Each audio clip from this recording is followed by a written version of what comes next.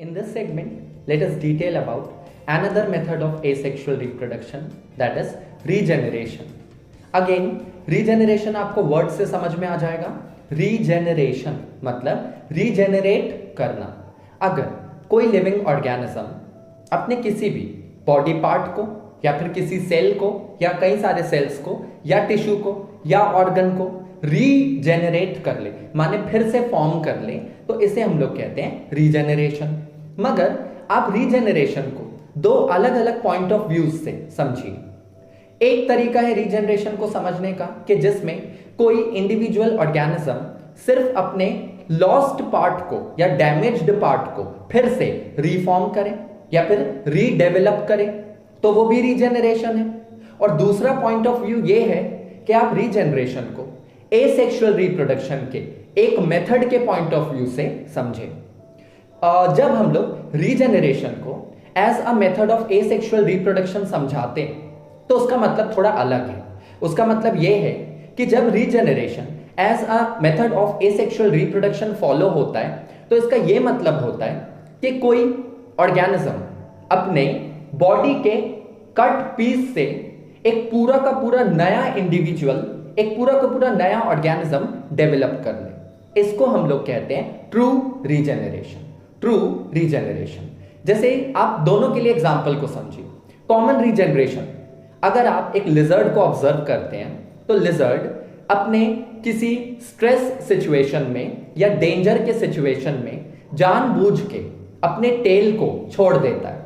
That process is known as autotomy. Autotomy माने जानबूझकर dangerous situation में अपने बॉडी के किसी ऑर्गन को छोड़ देना.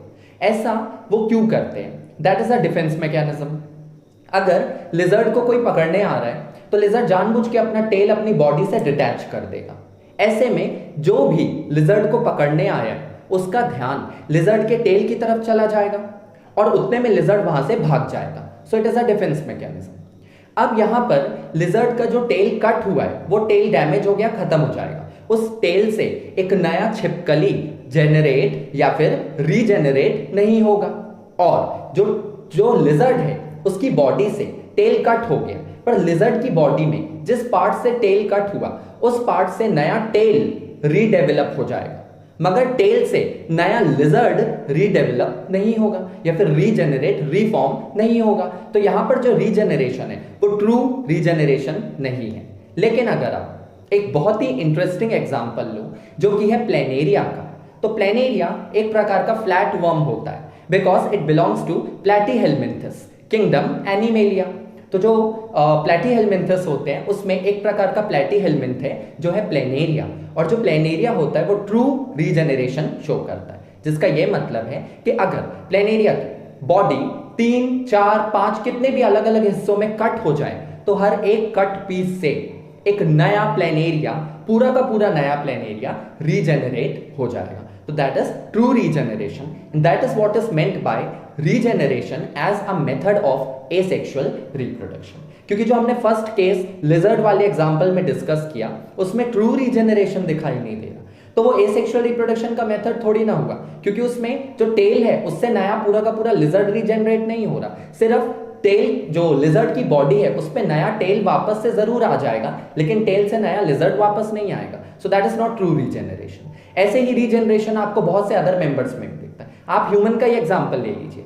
ह्यूमन में जो लिवर होता है वो 3/4 डैमेज होने के बावजूद भी अपने आप को रीजेनरेट कर सकता है. आपके लिवर में स्पेशल टाइप के सेल्स होते हैं जिन्हें हम लोग कहते हैं क्यूफर सेल्स, और यही क्यूफर सेल्स रीजेनरेशन में मदद करते हैं और इतने ज्यादा डैमेज होने के बावजूद भी आपका जो लिवर है वो रीजेनरेट हो जाता है. पर क्या लिवर से पूरा का पूरा नया ह्यूमन फॉर्म हो सकता है? No, that is totally impossible. इसका मतलब ये ट्रू रीजेनरेशन नहीं है, या फिर आप ऐसा भी कह सकते हो कि ये रीजेनरेशन एसेक्सुअल रिप्रोडक्शन का कोई मेथड नहीं है.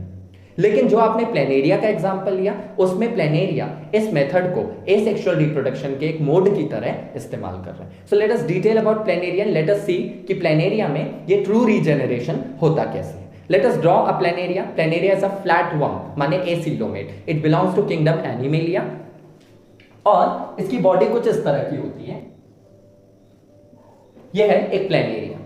इधर पर इसके कुछ फंक्शनल गट वाले यानी कि इंटेस्टाइन या डाइजेस्टिव पार्ट जो है वो यहां पर प्रेजेंट होते हैं, और इधर पे दो नॉन फंक्शनल आई स्पॉट्स होते हैं जो फोटो सेंसिटिव होते हैं, सिर्फ लाइट को डिटेक्ट करने में मदद करते हैं। ये ट्रू आईज नहीं होती हैं, तो ये आई स्पॉट्स लाइट को डिटेक्ट करने में मदद करते हैं। अगर एक्सीडेंटली माने धोखे से या किसी एक्सीडेंट के कारण या किसी इंजरी के कारण अगर ये प्लेनेरिया मान लीजिए 3 हिस्सों में कट हो जाए, तो मैं इसे इस तरह से काटता हूं, upper part and lower part. तो ये अपर पार्ट और लोअर पार्ट अलग हो गया, और आपको बीच में मिडिल पार्ट भी दिखाई दे रहा है। तो देखिए कट होने के बाद ये आपको कैसा दिखेगा। कट होने के बाद ये वाला हिस्सा माने सिर्फ अपर पार्ट आपको दिखेगा, ये रहा अपर पार्ट। यहां पे देखिए मिडिल, ये वाला मिडिल पार्ट, तो ये मिडिल पार्ट हो गया, एंड बॉटम मोस्ट पार्ट यानी लोअर पार्ट, तो ये उसकी बॉडी का लोअर पार्ट हो गया। अब आप देखिए कि ये 3 हिस्सों में कट हो गया। अब ट्रू रीजेनरेशन की वजह से हर एक हिस्से से एक पूरा का पूरा नया न्यू प्लेनेरिया, पूरा का पूरा डेवलप्ड प्लेनेरिया फॉर्म हो जाएगा, रीडेवलप हो जाएगा, रीजेनरेट हो जाएगा। तो जो डेवलप्ड पार्ट होगा, जो नया बनेगा, उसको मैं ब्लैक से दिखा देता हूं, so that you can distinguish कि ये कट वाला पार्ट था और उससे पूरा का पूरा नया पार्ट फॉर्म हो गया है। अब मिडिल पार्ट में देखिए, मिडिल पार्ट से अपर पार्ट और लोअर पार्ट दोनों के दोनों रीजेनरेट हो जाएंगे।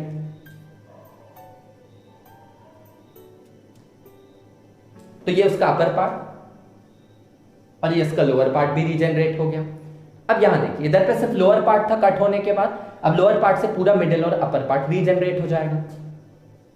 सो let us say that this is the middle part and the upper part.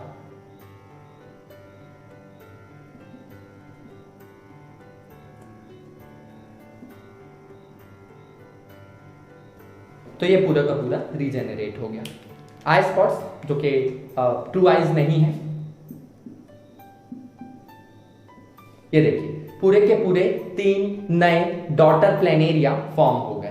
तो ये पेरेंट प्लेनेरिया 3 पार्ट्स में कट हुआ और हर एक कट पार्ट से पूरा का पूरा न्यू प्लेनेरिया डेवलप हो गया। This is known as true regeneration और regeneration as a method of asexual reproduction. याद रखिए प्लेनेरिया एक फ्लैटवर्म है, वो प्लेटीहेलमिन्थस को बिलोंग करता है, और planaria binary fission, transverse binary fission भी दिखाता है। तो प्लेनेरिया ट्रांसवर्स बाइनरी फिजन भी दिखाता है as a method of asexual reproduction, या फिर वो रीजनरेशन की मदद से भी एसेक्सुअल रिप्रोडक्शन कर सकता है।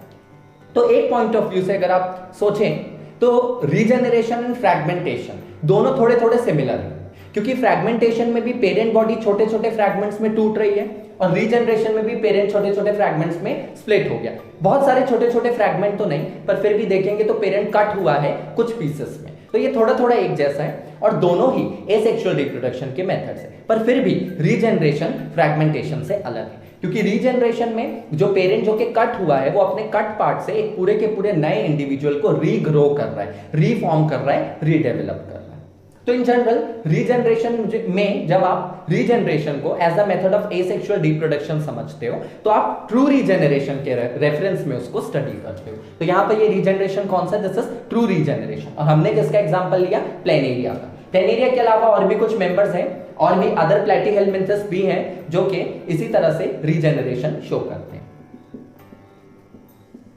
So this is planaria, a kind of flatworm, a platyhelminth। और यहां पर आपने ट्रू रीजनरेशन की स्टडी करी। So this is actually true regeneration. In general, अगर आप रीजनरेशन को क्लासिफाई करो तो वो 2 टाइप के होते हैं। एक होता है आपका रेस्टोरेटिव, जो कि हमने यहां पर देखा, और एक होता है रिपेरेटिव। रिपेरेटिव माने अगर कोई ऑर्गेनिज्म अपने रीजनरेशन की मदद से किसी लॉस्ट या फिर डैमेज्ड बॉडी पार्ट को रीग्रो करे, रीडेवलप करे या फिर रिपेयर करे। रिपेयर वर्ड से रिपेरेटिव, तो मैं यहां पर लिख दे रहा हूं शॉर्ट में। ये रीजनरेशन 2 टाइप के होते हैं, restorative and reparative. Restorative and reparative.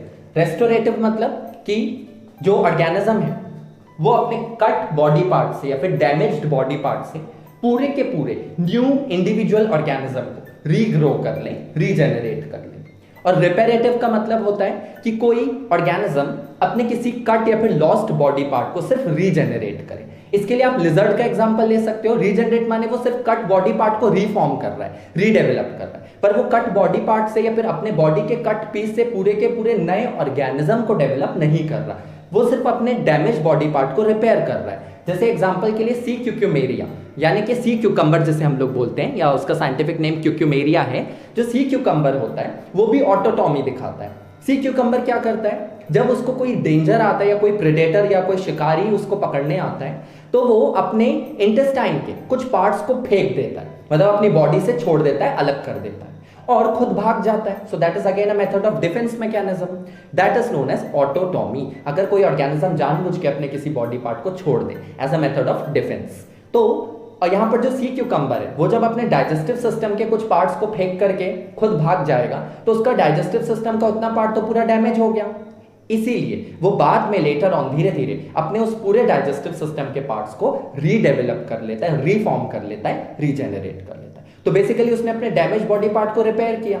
ऐसा स्टारफिश में भी होता है, ऑक्टोपस में भी होता है। ऑक्टोपस का अगर कोई आर्म कट जाए तो अपने उस आर्म को वो बाद में धीरे धीरे रीजेनरेट कर सकता है। इसके लिए इनके पास एक स्पेशल सेल्स की मास होती है, यानी they are some special undifferentiated cells. There is a mass of these special undifferentiated cells and that mass of undifferentiated cells is known as blastema।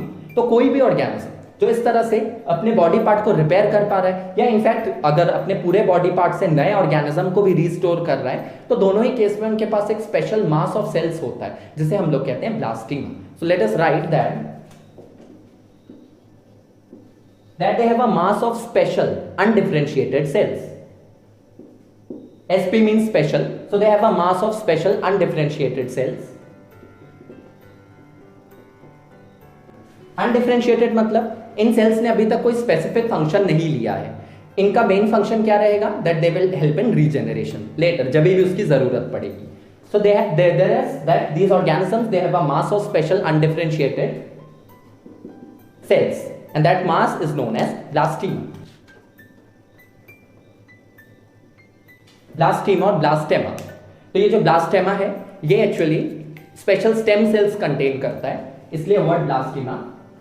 So they have these organisms, they have the mass of some special undifferentiated cells known as blastema and यही structure, ये जो sales का मास है, ये इनको अपने body parts को regenerate करने में मदद करता है। तो रीजनरेशन के लिए आप एग्जांपल किसका ले सकते हो, लिजर्ड अपने टेल को रीजनरेट करता है, ऑक्टोपस और स्टारफिश अपने आर्म्स को रीजनरेट करते हैं। ऑल्दो जो स्टारफिश होता है, जैसे कि मैंने आपको प्रीवियस वीडियो में भी बताया था कि जो स्टारफिशेस होते हैं ये अपने पूरे के पूरे आर्म से एक पूरे के पूरे नए स्टारफिश को भी रीग्रो या फिर रीजेनरेट कर सकते हैं। That is also true regeneration, पर उसके लिए कंडीशन है। स्टारफिश का जो सेंट्रल पार्ट होता है बॉडी का, जहां पर उसके डाइजेस्टिव सिस्टम का मैक्सिमम पार्ट, उसका माउथ और एनस सब कुछ प्रेजेंट है, उस सेंट्रल पार्ट को हम लोग कहते हैं सेंट्रल डिस्क।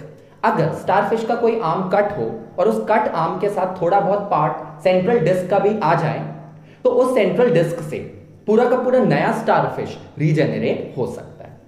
इसके अलावा सी क्यूकम्बर यानी कि क्यूक्यूमेरिया और प्लैटीहेलमिंथस के कई सारे मेंबर्स, खास करके प्लेनेरिया, ट्रू रीजेनरेशन दिखाते हैं।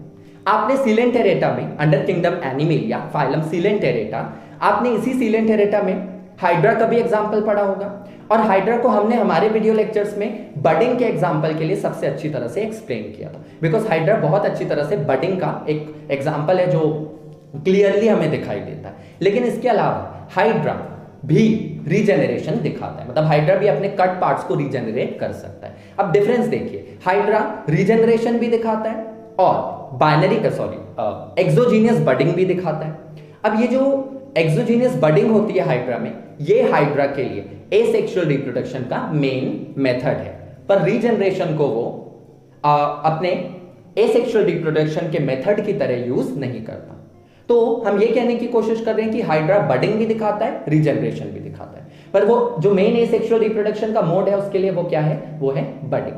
तो बहुत सारे मेंबर्स हैं जो रीजनरेशन दिखाते हैं, मगर ट्रू रीजनरेशन अलग होता है और जो नॉर्मल वाला रीजनरेशन है वो अलग होता है। रीजनरेशन इसलिए दो टाइप के हैं, रेस्टोरेटिव एंड रिपेरेटिव। रेस्टोरेटिव में कोई ऑर्गेनिज्म अपने पूरे के पूरे अपने कट बॉडी पार्ट से पूरे के पूरे नए ऑर्गेनिज्म को डेवलप कर सकता है। और रेस्टोरेटिव मतलब के वो अपने रिपेरेटिव मतलब के वो अपने कट या फिर डैमेज्ड बॉडी पार्ट से अपने उसी पार्ट को वापस से क्या कर ले, रिपेयर कर ले, वापस से रिफॉर्म कर ले, रीडेवलप कर ले, तो वो है रिपेरेटिव। तो this is all about regeneration. और यहां पर जो आपने प्लेनेरिया की स्टडी करी, आप देख रहे हो पेरेंट प्लेनेरिया अगर 3 पार्ट्स में कट हुआ है तो हर एक कट पार्ट से पूरा का पूरा नया प्लेनेरिया, ये बहुत सारे यहां पर एज इन दिस केस 3 नए नए डॉटर प्लेनेरिया फॉर्म हो गए। Let us label them as daughter planaria. So this is planaria, that is the parent planaria. So let us say that this is parent planaria. This parent planaria cut into 3 daughter planaria।